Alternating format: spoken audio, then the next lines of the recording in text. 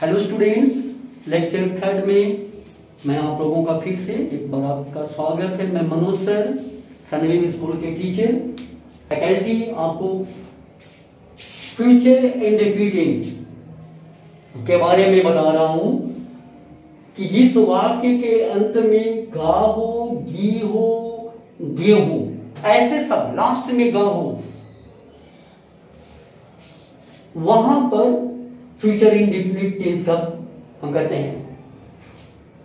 इसका स्ट्रक्चर आई और वी, याद रखिएगा, कभी भी आई और वी हमेशा के लिए फ्यूचर इंडेफिनिट में, नॉट फ्यूचर इंडेफिनिट, सारे फ्यूचर टेंस में आई और वी के साथ सेल होगा और बाकी सबके साथ विल का प्रयोग होता है। लेकिन मॉडल में कुछ अलग इसके नियम हैं, जो मॉडल बताएंगे तो हम बताएंगे कि उनका कैसे कैसे अलग यूज होता है। जैसे आई के साथ विल भी होता है, लेकिन वो एक्सेप्शनल केस है, उनके नॉर्म्स अलग होते हैं, वो मॉडल में बताएंगे। लेकिन ऐसे जनरल केस में आप याद करिए, आई और वी के साथ सेल और बाकी जितने भी सब्जेक्ट आएंगे उन सब के साथ हम विल का प्रयोग करेंगे।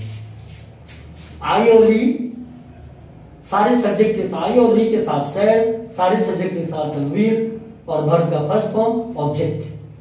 एग्जाम्पल है आई शैल राइट ए लेटर। अब देखिएगा, ये इसमें जो ये सब्जेक्ट जो हो गया और ये हेल्पिंग वर्ब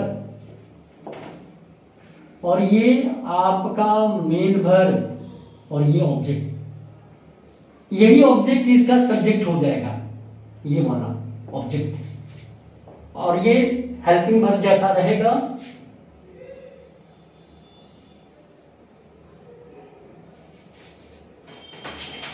एक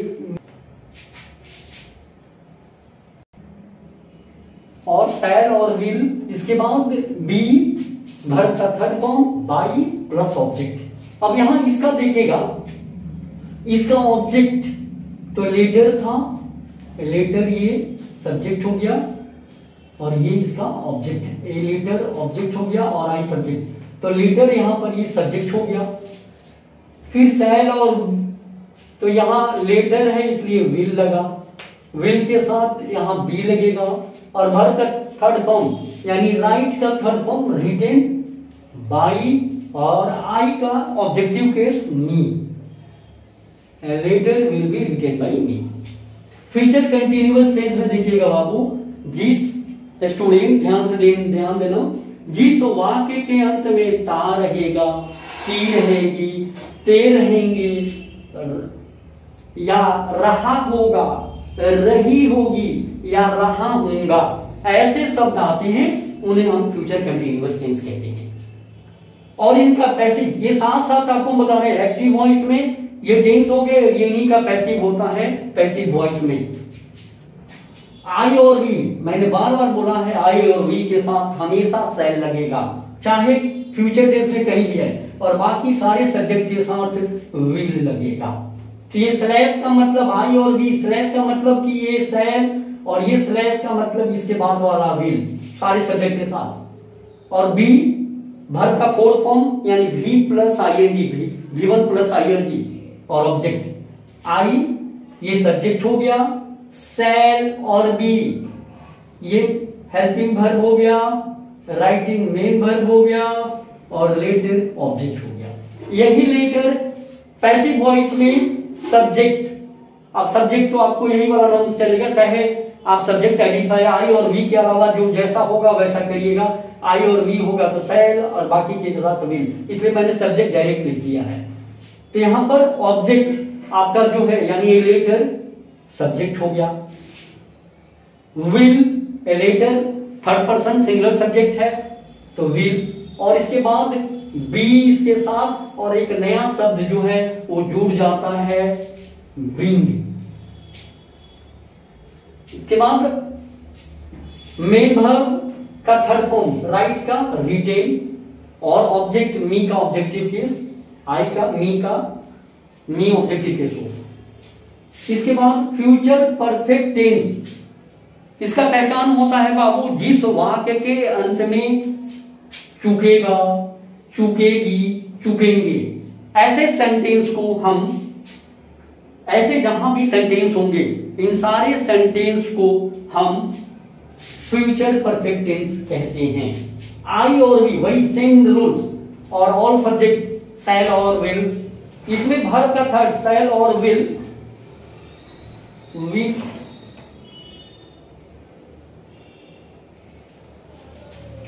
शैल और विल के बाद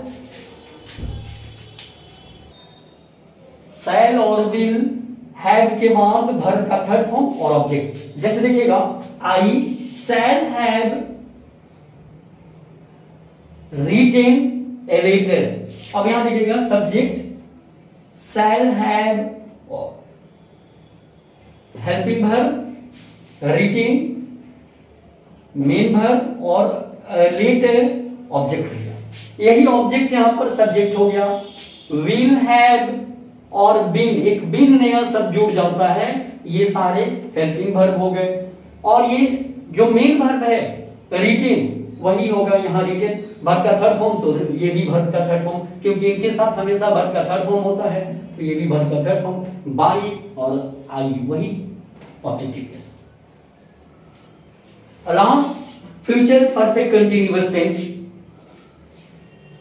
जिस वाक्य के अंत में ता रहूंगा, ती रहूंगी, ते रहेंगे, ऐसे शब्द होगा तो वैसे सेंटेंस को हम फ्यूचर परफेक्ट कंटिन्यूअस टेंस कहते हैं। इनका क्या स्ट्रक्चर है, आई और वी, बाकी सारे सब्जेक्ट और subject, shall, will, have, been, ये सारे हेल्पिंग वर्ब, सारे हेल्पिंग वर्ब। ये V1 प्लस ये मेन वर्ब V4, फिर ऑब्जेक्ट, और इसमें एक नया बात होता है फॉर, जो फॉर होता है और एक फ्रॉम होता है। सिंस की जगह यहां फ्रॉम होता है, फॉर और फ्रॉम होता है, सिंस के बदले from. Future perfect continuous tense में फ्रॉम का यूज होता है। फिर टाइम पीरियड, फिर जिसको हम एडवर्ब फ्रेज भी कहते हैं। एग्जांपल देखिएगा, I shall have been writing a letter for 4 days, या from Monday, from Tuesday, from 1980, from January, from 2 week। ऐसे शब्दों में जैसे आई शैल, देखिएगा यहां सब्जेक्ट वही शैल और विल, हैव बीन, और एक नया शब्द इसमें आ जाता है हेल्पिंग वर्ब में बीइंग जुड़ जाता है। इसके बाद मेन वर्ब, मेन वर्ब आपका यहां पर होगा, ये राइटिंग वाला मेन वर्ब हो गया। I subject, shall, will, have helping verb, main verb, letter object, बाकी टाइम पीरियड।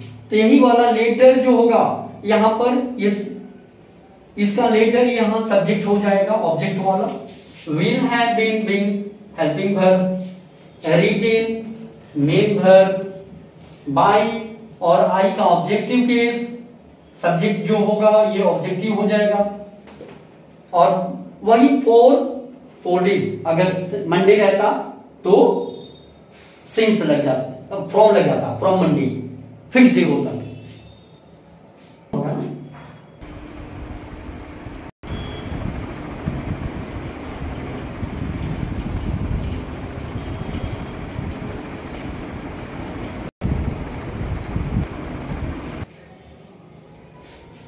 हेलो स्टूडेंट्स, अगले लेक्चर में आइए हम लोग पढ़ते हैं कुछ एक्सेप्शनल केस होते हैं वॉइस के।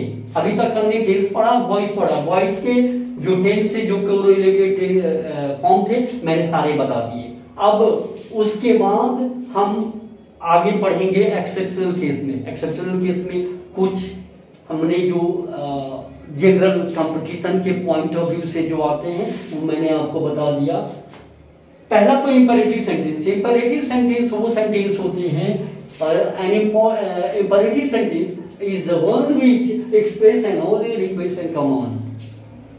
An imperative sentence is generally used to express or used to give command, used to request, used to an order. All the things are correlated with the imperative sentence. हम जब कभी भी किसी को आदेश देते हैं, रिक्वेस्ट करते हैं, कमांड देते हैं, ऐसे सेंटेंस को हम इंपेरेटिव सेंटेंस करते हैं। ऐसे सेंटेंस तो आगे हम लोग आपको आगे वीडियो में फिर एक बार हम सेंटेंस को रिकैप करके बता देंगे कि सेंटेंस के 5 फॉर्म होते हैं और कैसे कैसे काम करते हैं, कैसा इंपेरेटिव सेंटेंस क्या होता है, अफर्मेटिव सेंटेंस क्या होता है, नेगेटिव क्या होता है, ये सारी चीजों का जिक्र हम आगे करेंगे। अब आइए हम एक्सेप्शनल रूल के तहत जाते हैं। पहला है, अगर कोई सेंटेंस अगर लेट से चालू होता है, लेट से अगर कोई स्ट्रक्चर चालू होता है तो उसको हम कैसे करेंगे। तो अगर मान लीजिए एक्टिव वॉइस में अगर कोई सेंटेंस होता है लेट, ये इनको हम ये बनाने का ये जो है ये फॉर्मूला है कि पैसिव वॉइस में हम इनको कैसे कन्वर्ट करते हैं। ये पैसिव वॉइस में कन्वर्ट करने का फॉर्मूला है, लेट रहेगा plus noun plus be plus verb का थर्ड फॉर्म। जैसे शट द डोर, ये एक्टिव वॉइस में है। अब देखिए आपको पास एक क्वेश्चन एराइज हो रहा है कि यहां तो कोई सब्जेक्ट का जिक्र ही नहीं है, शट द डोर। कुछ सब्जेक्ट ऐसे होते हैं जो हम नहीं समझते हैं, वो काल्पनिक होते हैं, वो मतलब हम उनको मानते हैं कि कोई सर, जैसे आप क्लास में जाते हो और कहते हो मैं कम इन सर, सर कहते हैं कम इन, तो कम इन लगा, कम सीन क्यों नहीं कहा जाता है, क्योंकि आपको कह रहे हैं यू कम इन, तो यू जो है वो अंडरस्टूड होता है, लुप्त होता है। आप समझ गए कि सर हमको बुलाए हैं और सर भी समझ गए कि हमने यू कम इन कहा, इसलिए यू कम्स नहीं होता, यू के साथ हमेशा वर्ब का फर्स्ट फॉर्म लगता है, यू कम इन। इसी तरह से शट द डोर का मतलब होगा यू शट द डोर। तो सब्जेक्ट कुछ जो होते हैं वो अंडरस्टूड होते हैं, जो लुप्त होते हैं जिनका जिक्र नहीं होता है।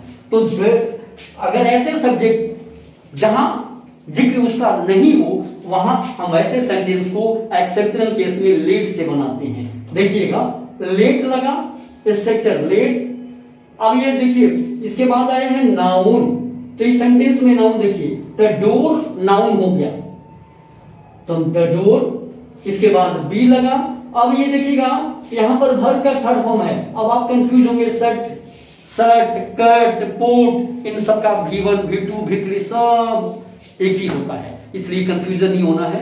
वर्ब का फर्स्ट फॉर्म, सेकेंड फॉर्म और थर्ड फॉर्म तीनों यही होता है, इसलिए let the door be shut. अब अगर कोई सेंटेंस हम कहते हैं कि रिक्वेस्ट अगर हम करते हैं किसी को या ऑर्डर देते हैं, अगर आपको लगता है कि इस सेंटेंस में किसी को आपने रिक्वेस्ट किया तो यू आर रिक्वेस्टेड करिएगा। अगर आपको लगता है कि किसी को आपने ऑर्डर दिया तो you are ordered, you are ordered. अगर आपको लगता है कि आपने किसी को एडवाइस दिया है तो एडवाइस करिएगा। कोई भी चीज आपको लगता है, एडवाइस सलाह, अगर किसी को आप सलाह देते हैं, किसी को आप ऑर्डर देते हैं, रिक्वेस्ट करते हैं, ऐसे सेंटेंस को हम इन सारी चीजों से बनाते हैं। और इसके बाद यहां पर हम टू लगाते हैं, टू प्लस V1, उसके बाद ऑब्जेक्ट होता है। जैसे देखिएगा स्टूडेंट, हमने कहा रिक्वेस्ट किया please bring a glass of water, एक गिलास मुझे पानी दे दो। मैंने रिक्वेस्ट किया भाई एक गिलास मुझे पानी दे दो, मैं बहुत प्यासा हूं। तो यहां देखिएगा प्लीज का मैंने किया, रिक्वेस्ट किया आपसे, तो यू लगा। अब यहां पर फिर मैंने बताया please give me bring a glass of water, please bring a glass of water. इसका मतलब सब्जेक्ट अंडरस्टूड है, मैंने आपको कहा है जो मेरे सामने है, यू यहां अंडरस्टूड है, इसलिए यहां पर हम अंडरस्टूड सब्जेक्ट को बनाते समय यू का यूज करते हैं। यू के साथ हमेशा आर लगता है, यू आर, और यहां पर फिर वर्ब का third form, you are requested. और उसके बाद इंफिनिटिव टू लगाते हैं, और उसके बाद V1 ब्रिंग, ये सारा सेंटेंस जो आ गया, bring a glass of water, एक नया शब्द इसमें केवल और ऐड होता है, you are requested, you are ordered, you are advise, जो भी आपको लगता हो वो सारे चीज यूज करके हम इंफिनिटिव लगा के और फिर ऑब्जेक्ट जो का त्यों रख देते हैं। तीसरा कैसे आता है स्टूडेंट, ध्यान से देखिएगा, subject plus should plus be plus verb का थर्ड फॉर्म प्लस ऑब्जेक्ट। अब अगर आपने कहा किसी को सलाह दिया, जैसे रेस्पेक्ट योर एल्डर्स, आपने किसी से कहा कि भाई आप अपने बड़ों का आदर करो, रेस्पेक्ट योर एल्डर्स। तो यहां पर फिर भी मैंने कहा, मैं हमेशा जब हम आप बात करते हैं तो कभी भी बात करते हैं तो सेकंड पर्सन से बात करते हैं। तो फर्स्ट पर्सन जो मैं बोल रहा हूं, सेकंड पर्सन जो आपसे मैं बोल रहा हूं, और थर्ड पर्सन जो मैं इन चीजों की बात कर रहा हूं, थर्ड पर्सन हो गया। तो मैं जब भी आपसे कह रहा हूं तो यू आप सेकंड पर्सन हो गए, और सेकंड पर्सन के लिए हमेशा यू का यूज किया जाता है, इसलिए मैंने यहां पर यू का यूज किया है। अब देखिएगा, अब यहां देखिएगा, योर एल्डर्स सब्जेक्ट, तो यहां पर रेस्पेक्ट योर एल्डर्स, तो यहां पर योर एल्डर्स एक सब्जेक्ट हो गया, तो योर एल्डर्स, ठीक है, शुड लगा, बी लगा, और रेस्पेक्ट का थर्ड फॉर्म रेस्पेक्टेड होता है, V1 V2 3, your elders should be respected. अब आते हैं, कुछ ऐसे वर्ब होते हैं बाबू जो मॉडल से होते हैं, मॉडल वर्ब से जो सेंटेंस बनते हैं उनका जिक्र हम लोग देख लें। कुछ ऐसे वर्ब होते हैं जो मॉडल वर्ब से, सब्जेक्ट फिर मॉडल वर्ब। आपको एक बात बता दूं, टेंस जो हमारा होता है वो दो ही होता है, हम लोग पास्ट टेंस प्रेजेंट टेंस, यही दो मेरा मेन टेंस होता है, लेकिन हम लोग जो फ्यूचर टेंस की बात करते हैं ये फ्यूचर टेंस नहीं होता है, यही एक मॉडल का पार्ट होता है जो हम फ्यूचर को दर्शाने के लिए यूज हम मॉडल को हम फ्यूचर टेंस में करते हैं। वही टेंस जो अभी शैल विल, सारे मॉडल के पार्ट्स हैं, shall will, can, could, may, might, will, had, would, have, should, ought to, ये सारे जो है ना जितने हैं, कैन, कुड, सारे मॉडल हैं। इन्हीं मॉडल को हम कभी कभी फ्यूचर में, कभी कभी पास्ट में भी हम दिखाते हैं। जैसे आपने सुना होगा, what is six, what is six, oh what is six, he come on struck the ball, he could be out and it is। तो ऐसे शब्द जहां पर हम इन सब चीज का यूज करते हैं, could be out मतलब अभी संभावना है, and it is। तो what is six, what is, it could be six, अब ये संभावना है, छक्का हो सकता है, and it could be। तो ऐसे शब्द जहां पर प्रोबेबिलिटी दिखलाता हो, जहां पर संभावना दिखलाता हो, ऐसे सेंटेंस में हम मॉडल वर्ब का यूज करते हैं। इसलिए याद रखिएगा, आप टेंस पढ़ते होंगे, present tense, past tense, future tense, तो टेंस हमारा मेन बेसिक दो ही होता है, कभी भी इसका फ्यूचर का कोई वर्ब नहीं होता है। प्रेजेंट टेंस, पास्ट पार्टिसिपल, कभी फ्यूचर का नहीं होता है, लेकिन हम लोग फ्यूचर के लिए मॉडल का यूज करते हैं, इसीलिए इसको हम फ्यूचर टेंस में डाल देते हैं।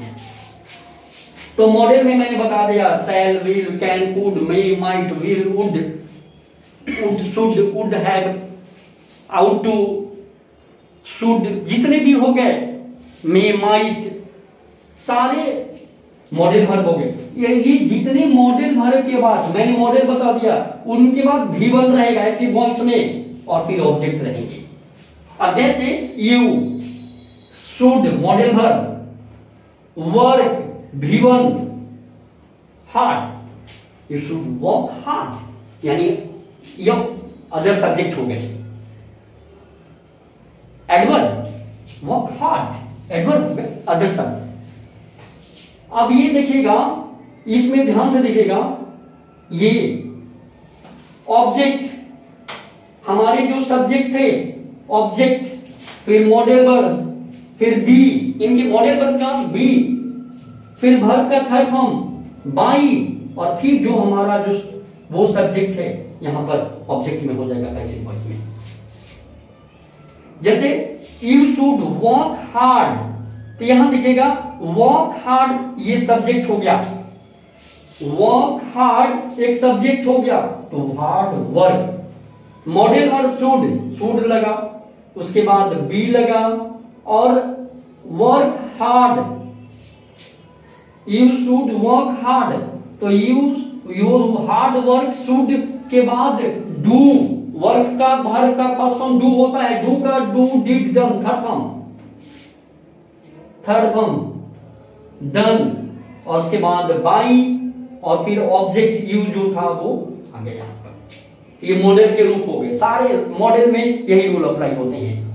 अब आते हैं सेंटेंस विथ इंफिनिटिव वर्ब, जो पार्टिसिपल के साथ होते हैं, यानी एक्टिव वॉइस में टू और प्लस V1 जब रहेंगे, तब पैसिव वॉइस बनाते समय टू तो रहेगा, एक नया वर्ब यूज होगा बी, उसके बाद वर्ब का थर्ड फॉर्म। जैसे देखिएगा, we are to buy a new car, यहां देखिएगा we are to buy, to और buy V1 a new car, तो यहां ये ऑब्जेक्ट हो जाएगा ए न्यू कार, इसके साथ इज लगेगा, इज एम आर जो भी लगेगा आप लगाइएगा सब्जेक्ट के अनुसार, इज, टू लगा, बी लगा, और बाई का थर्ड फॉर्म बाउट, उसके बाद वी का ऑब्जेक्टिव केस, बाई लगा, वी का ऑब्जेक्टिव केस अस। अब वो शब्द जहां भी वर्ब में लेट आए, बीड आए, हेल्प आए या मेक आए, ये सारे इनके साथ इंफिनिटिव यूज होता है पैसिव वॉइस में। जैसे अब यहां देखिए, मेक का third form, second form made, made second और थर्ड दोनों होता है, यहां सेकेंड फॉर्म है, वर्ब टू है। I made him, I made subject और ये object, I made him complete all his work active voice में, तो यहां देखिएगा ही, यहां ऑब्जेक्ट हो गया और ये सब्जेक्ट, तो ऑब्जेक्ट यहां सब्जेक्ट हो गया। अब यहां मेड है यानी पास्ट इंडेफिनिट, तो पास्ट इंडेफिनिट के साथ वाज लगता है, तो ही वाज मेड वर्ब का थर्ड फॉर्म, इसके बाद टू लगेगा, to complete all his work, और आई का जो हो जाएगा objective case me, by me. अब आते हैं कुछ सब्जेक्ट वेन के बाद एडजेक्टिव आता हो, जैसे वेन हो, when verbs are followed by adjective, when के बाद अगर वर्ब में कोई और एडजेक्टिव फॉलो करता है तब उनका नियम है, जैसे सब्जेक्ट, वर्ब, फिर एडजेक्टिव, फिर वेन, फिर प्रोनाउन, फिर हेल्पिंग वर्ब, फिर वर्ब का करना। एग्जांपल देखिएगा ज्यादा क्लियर होगा।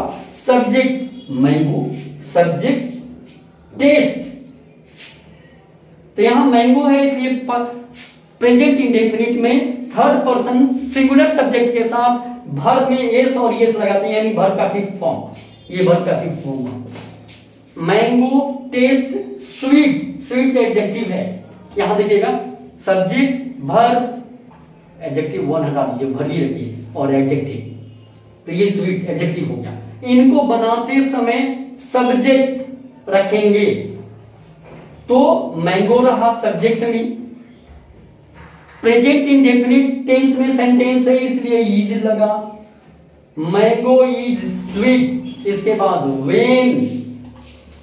अब ये प्रीपोजिशन मैंगो के लिए हमने यूज किया, तो mango third person singular subject होता है, नॉन लिविंग थिंग होता है, तो नॉन लिविंग थिंग के लिए हम ईट का प्रयोग किए, तो मैंगो इज स्वीट व्हेन ईट। अब ये प्रेजेंट इंडेफिनिट है तो ईट के साथ इज का प्रयोग होगा, इज और बताए थे वॉइस में प्रेजेंट इंडेफिनिट टेंस में इज एमआर के तहत वर्ब का थर्ड फॉर्म, तो mango is sweet when it is tested. Last रहता है फॉर परफेक्ट के लिए।